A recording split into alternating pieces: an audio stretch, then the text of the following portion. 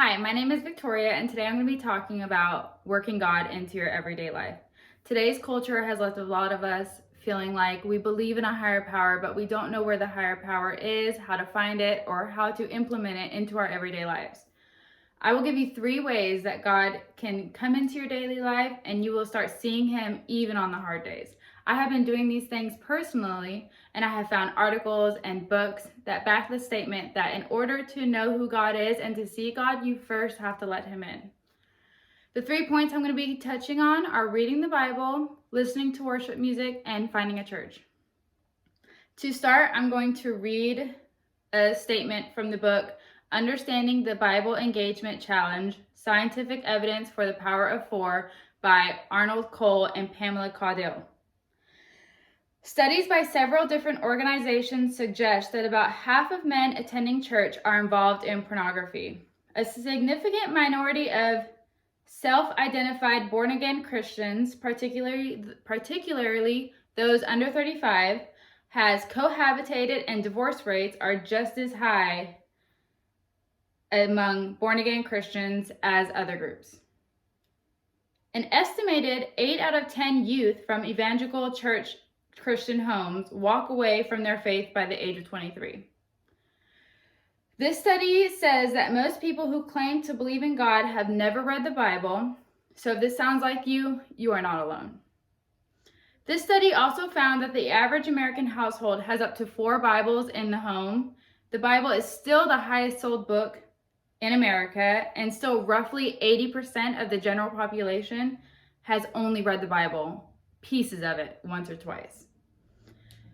The study found that reading the Bible for up to 4 times a week can lead to many uplifting things in your daily life. 57% of people participating in this study stopped abusing alcohol or drugs. 68% stopped having sex outside of marriage. 61% stopped struggling with their addiction to porn. And 74% found help in stopping their gambling habit. I highly recommend reading the Bible for everyone, and I'm currently doing a Bible study that takes you through the entire Bible in a year, and I read the Bible every single day, and it takes me 15 minutes a day, and I have seen such a change in the way that I'm seeing things and the way that I can see God. Another way we can integrate God in our daily lives is through worship music. Listening to music on the radio nowadays seems completely harmless, and I am just as guilty as loving a good song. But after I had children and my daughter got old enough to understand the things that they were singing about, I started to ask myself if this was something I really wanted my 9-year-old to be singing things about. At first, I just made sure that there was no cussing or heavy sexual language. But then I really started to realize how small your options are in regular music when you're wanting to contain what your children are being exposed to.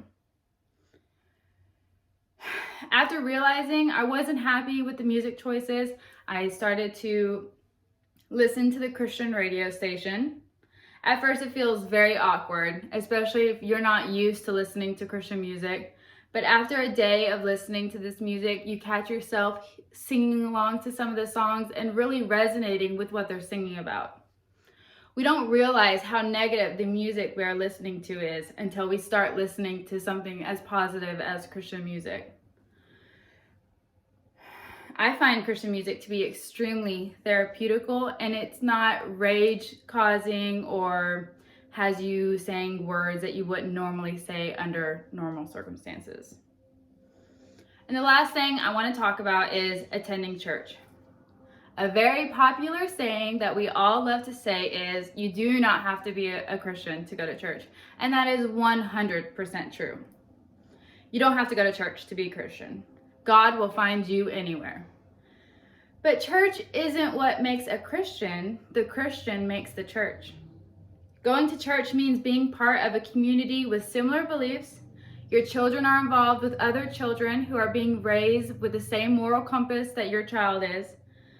Not every church is a church of God, and a lot of people have church pain from going to a church and having a negative experience. But just like people, even churches can be corrupted. Christians can be corrupted. Pastors can be corrupted. That doesn't mean every church is corrupted. There are a lot of wonderful churches out there that are speaking the truth from the Bible, and you can find a really beautiful community at going to church. Finding a good church with a biblical view can really elevate your life, give your kids a good foundation of faith, and helps the entire family find friends and loved ones who have the same moral compass, and it's just a great support system to be involved in. Another important thing I feel like all Christians should understand is the history of the church. The original church is written about in the book of Exodus. After Moses frees the Israelites from slavery in Egypt, they begin a long journey to the Promised Land. Once they get there, God gives very specific instructions on building the tabernacle, which will be the place God resides. Before Jesus, we had to sacrifice animals to repent for sins, and only certain people, like the priests, from a specific bloodline could communicate with God. But as history proves, Jesus changed that. The church is intended to be the bride of Christ. So going to church isn't going to make you the perfect Christian. We are all sinners. But you don't go to the doctor because you're healthy. You go because you're sick. It is the same concept for church. You don't go because you are the perfect Christian and you want to showcase this to other Christians. You go because you know that you need God in your life. And it is so important to be part of a good church, and it can be what leads you onto your path of salvation.